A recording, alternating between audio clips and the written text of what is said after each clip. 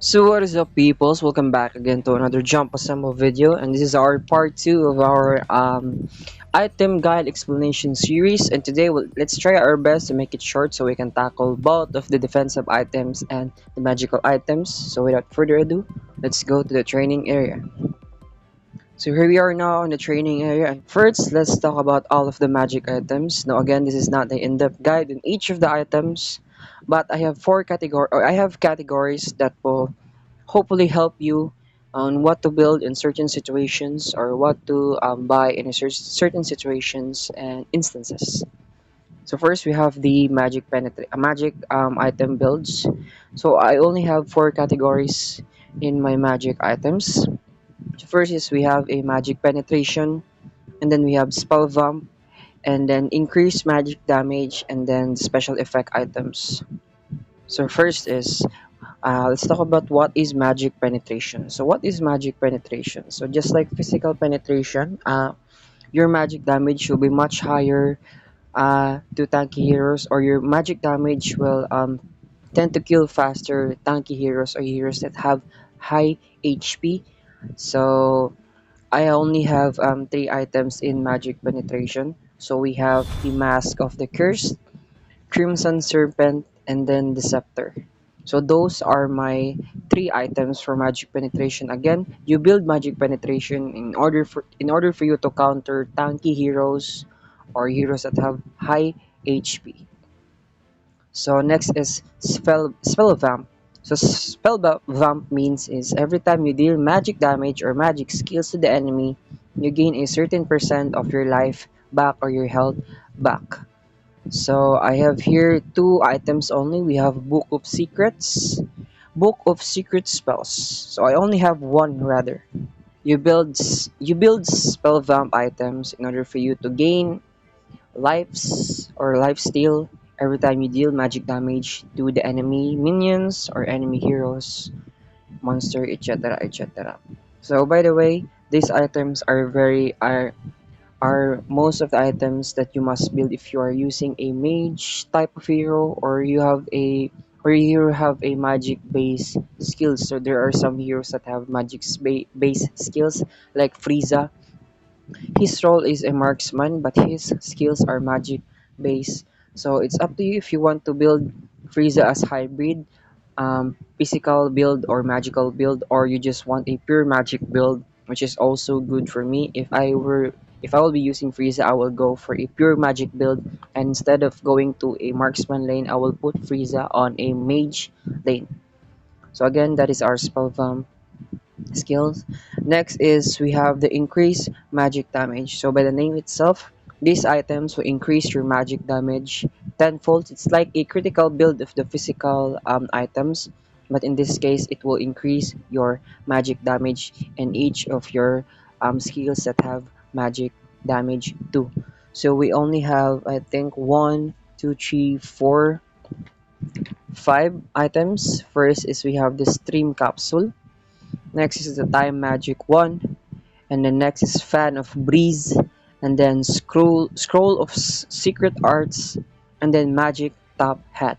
So those are the skills that you want to build if you want to increase your magic damage to tenfolds. And if you build increased magic damage items, then there's a high chance that you can one shot combo squishy enemy heroes like marksman or mages of the enemy team.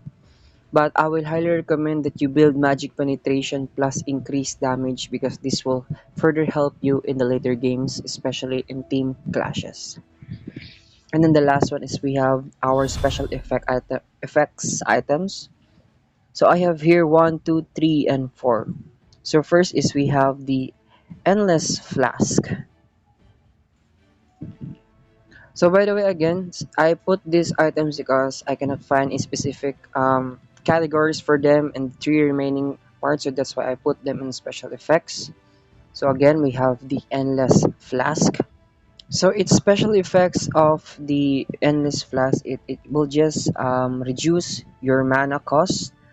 Let's say for example, a one skill will cost 100 mana, but instead of 100 mana, minus that to 20%, so it will just become a 80 mana, which is a very helpful because mage heroes tend to have higher mana consumption of their skills uh, other than or besides other heroes. So that is why mana based items is very good for mage heroes. So you build endless flask in order for you to reduce your mana cost, and also after you've perform a kill or you gain an assist, you can absorb or recover your mana for 20%. So that is endless flask for you. And then next is we have the arcane magic burst. So it is just basically an AoE item base. So the description said after your skill hit an enemy target, there will be an AoE damage to that specific area that you hit. So let's try demonstrating it for you. I'm gonna be buying Arcane Magic Burst.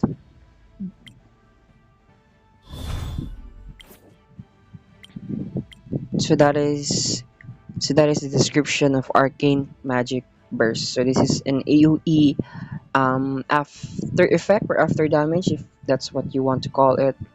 So again, after you cast a skill, it will deal an AoE damage into the hit area or specific area that it been hit by your skill. Next is we have the winter size.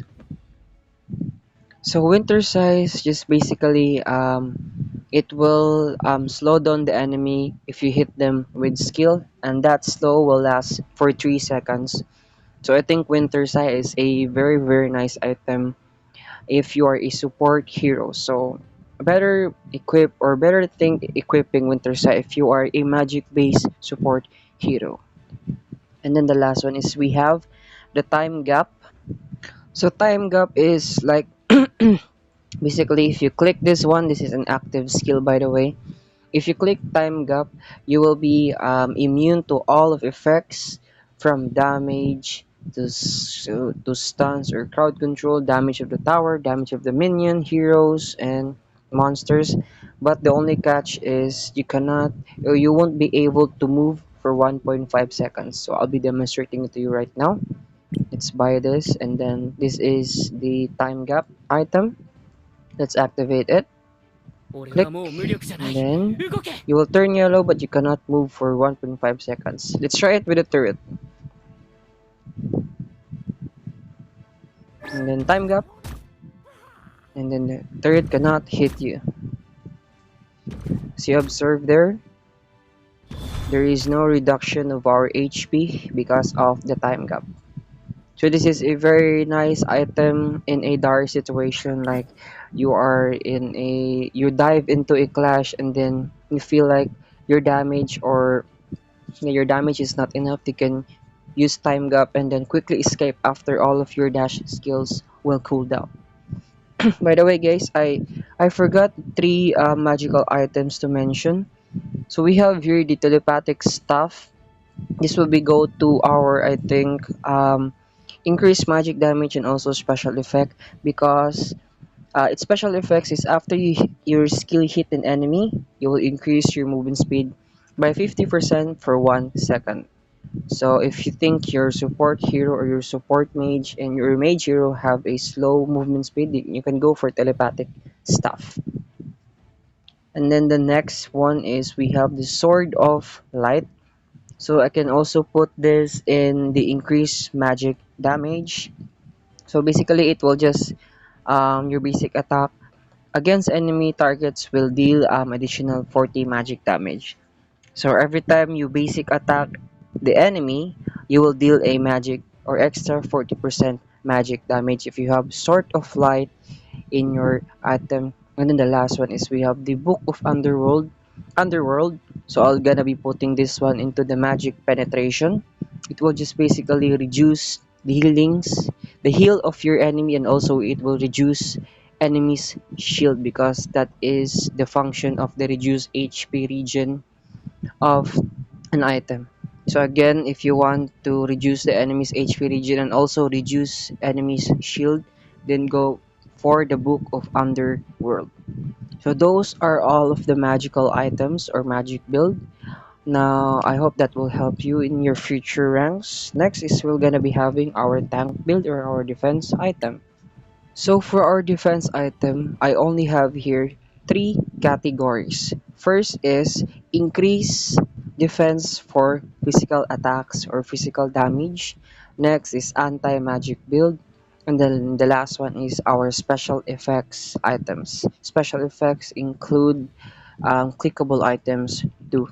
So first, let's discuss about what is an increased defense for physical damage. So by the name itself, if you think that the enemy's marksman or fighter have higher damage, or do you think, or if you think the team composition of enemies have more higher physical damage to them, then go for the increased physical damage items in order for you to counteract their team composition.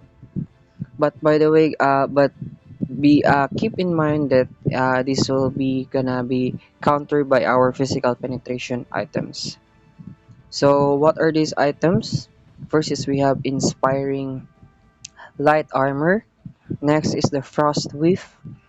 Third is the armor of frost, and then sign of frigid winter, and then the last one is golden holy armor.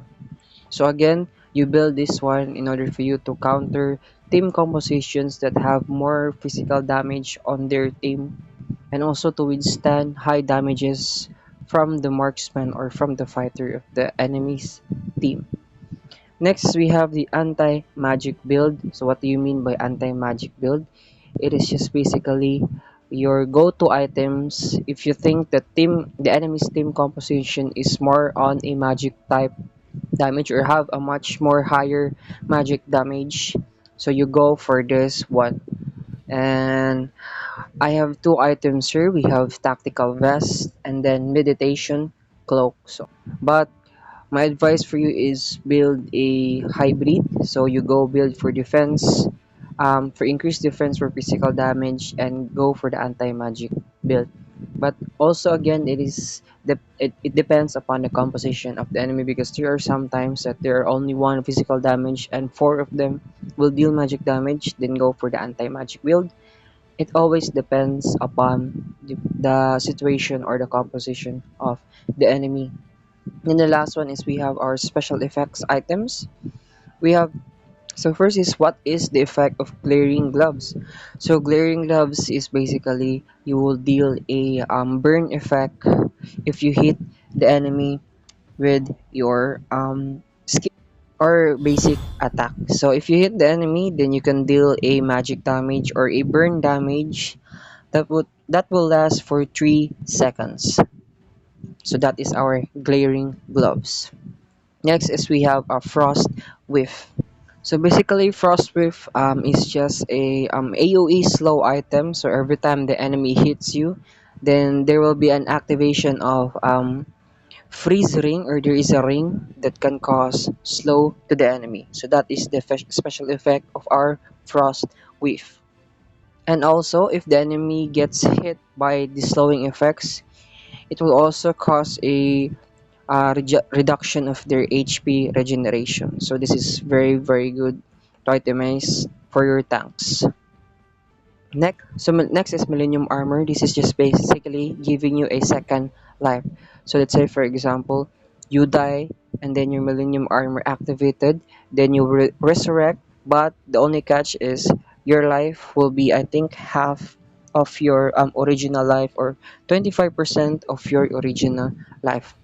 So I highly recommend all of the hero types to equip Millennium Armor on the later games, because this will be gonna be very impactful in team clashes.